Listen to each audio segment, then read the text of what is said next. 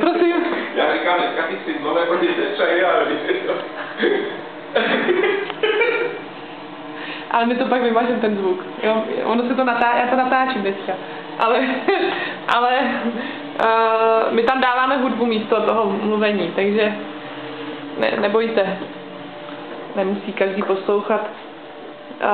Tak, jo, hezky jste se mi schoval, pak se zase vyměníme, jo? Já to takhle natočím ještě.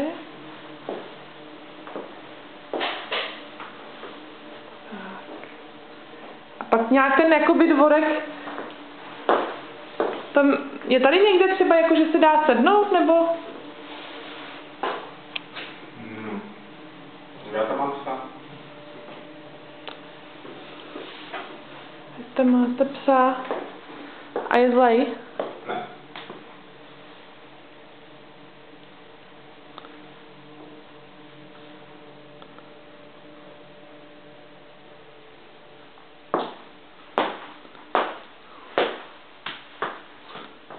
Tak.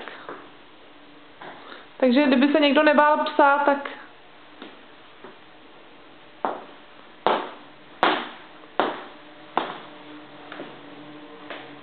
Je to tak hezky svítilo v té kuchyni. Ještě. To je tam to samý. Ještě to teda nesvidím tady. No to vypadá... To je svítí obě.